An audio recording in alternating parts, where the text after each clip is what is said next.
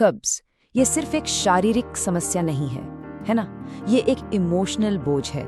ये हमारे मूड, हमारे कॉन्फिडेंस और जीने की खुशी को चुपके से चुरा लेता है।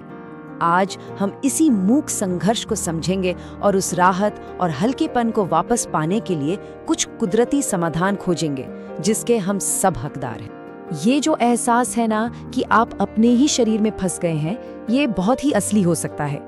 ये सबसे आसान दिनों को भी मुश्किल बना देता है। तो आज हम सब मिलकर उस बोझ को उठाना शुरू करने वाले हैं। इसे अदृश्य बोझ पता है क्यों कहते हैं? क्योंकि बाहर से तो सब कुछ ठीक लग सकता है, लेकिन अंदर अंदर सूजन, बेचैनी और चिंता की एक लगातार भावना बनी रहती है। ये आपकी शांति को चुरा लेती है और आपके सोशल लाइफ पर भी असर डालती है। तो जब आपको फौरन राहत की जरूरत हो तो क्या करें? चलिए एक ऐसे सरल, एक रात में असर करने वाले कुदरती उपाय की ओर बढ़ते हैं जो आपको सौम्य और असरदार राहत दे सकता है। इस उपाय का स्टार इंग्रेडिएंट है इसबगोल। इसे अपनी आंतों के लिए एक जेंटल स्वीपर की तरह समझिए। जब आप इसे किसी लिक्विड के साथ मिलाते हैं तो ये एक नरम जेल बनाता है जो अंदर फंसी हर चीज को धीरे धीरे इकट्ठा करता है और बिना किसी सख्ती के बाहर निकाल देता है। यहाँ असली जादू ये है कि ये साधारण सी चीजें एक साथ काम कैसे करती हैं। देखिए, इसबगोल जेल बनाता है, गुनगुना दूध आंतों की कुदरती गति को जगाता है और गुलाबी नमक जरूरी मिनरल्स देता है जो शरीर को हाइड्रेटेड रहने में मदद करते हैं ताकि सब कुछ आसानी से आगे बढ़ सके। लेकिन हाँ, इस उपाय को सुरक्षित और प्रभावी ढंग से इस्तेमाल करने के लिए इन गाइडलाइंस को ध्यान में रखना बेहद जरूरी है। इसे एक टेम्पररी बूस्ट की तरह सोचिए, लॉन्ग टर्म समाधान नहीं। असली मकसद तो शरीर को कुदरती तौर पर काम करने के लिए ट्रेन करना है। तो इन क्विक फिक्सेस से आगे बढ़कर हमें स्थायी राहत कैसे मिल सकती है? इसका जवाब हमारी रोज की डाइट में छिपा है। सच्ची पाचन सेहत रातों रात नहीं बनती, इसे दिन ब दिन बनाना पड़ता है। ये एक सुनहरा नियम है। फाइबर और पानी ये कभी न अलग होने वाले साथी हैं। बिना पर्याप्त पानी के ज्यादा फाइबर खाना असल में चीजों को और भी खराब कर सकता है। ये कुछ वैसा ही है जैसे सूखे आटे से केक बनाने की कोशिश करना। तो आपको कितने फाइबर की जरूरत है? एक अच्छा लक्ष्य है हर दिन 25 से 30 ग्राम। ये वो स्वीट स्पॉट है जो आपके पाचन तंत्र को बिना किसी रुकावट के सुचारू रूप से चालू रखेगा। और यहाँ आता है फाइबर का सबसे अच्छा दोस्त, पानी। उस 25-30 ग्राम फाइबर को असरदार बनाने के लिए आपको उसे हर दिन 2 से 3 लीटर पानी के साथ मिलाना होगा। साथ में ये एक जबरदस्त पाचन जोड़ी है। ये टेबल दिखाता है कि छोटे छोटे बदलाव कितना बड़ा फर्क ला सकते हैं।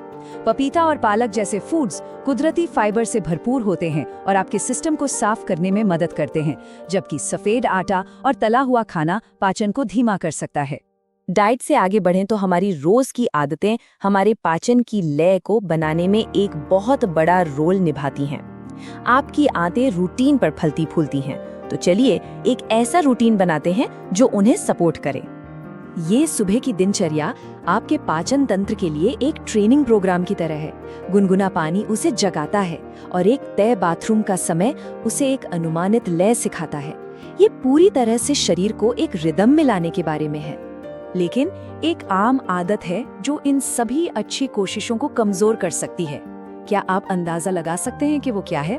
जवाब शायद अभी आपके हाथ में है, आपका फोन। बाथरूम में अपना फोन ले जाना उस कुदरती प्रक्रिया को बाधित कर सकता है जिसे आपका शरीर पूरा करने की कोशिश कर रहा है। बाथरूम को एक डिस्ट्रैक्शन फ्री जोन होना चाहिए। जब आपका दिमाग व्यस्त होता है तो आपका शरीर पूरी तरह से रिलैक्स नहीं कर सकता। खुद को कुछ मिनटों के लिए डिस्कनेक्ट होने दीजिए, आपका शरीर आपको धन्यवाद देगा। मूवमेंट एक सुस्त आंत के लिए दवा की तरह है।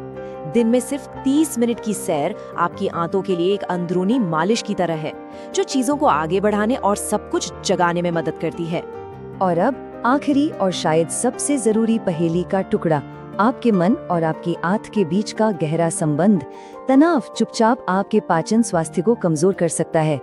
तनाव को मैनेज करना सिर्फ आपके दिमाग के लिए नहीं है, ये आपकी आंत के लिए भी है।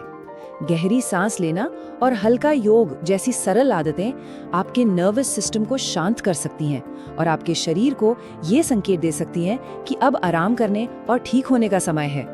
अंत में ये याद रखना जरूरी है कि हल्का और आजाद महसूस करना कोई लग्जरी नहीं है, ये आपका हक है। आप अपने पाचन स्वास्थ्य पर नियंत्रण वापस पा सकते हैं। किसी एक जादुई समाधान के बजाय स्थायी राहत छोटे छोटे लगातार किए जाने वाले कामों का एक मोज़ेक बनाने के बारे में है।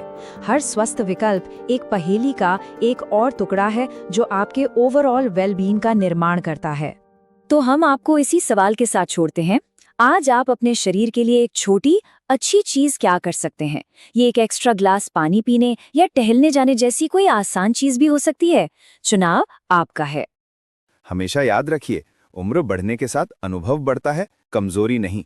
स्वस्थ रहिए, मुस्कुराते रहिए और परिवार को प्रेरणा दीजिए।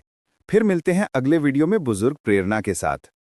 आपने अभी तक हमारा चैनल सब्सक्राइब नहीं किया है तो प्लीज हमारी इस मेहनत के लिए एक लाइक सब्सक्राइब करके हमारा हौसला बढ़ाइए, ताकि हम आपके लिए और भी ऐसी रोचक महत्वपूर्ण जानकारी लाते रहें और आपका जीवन सुखी बना सकें।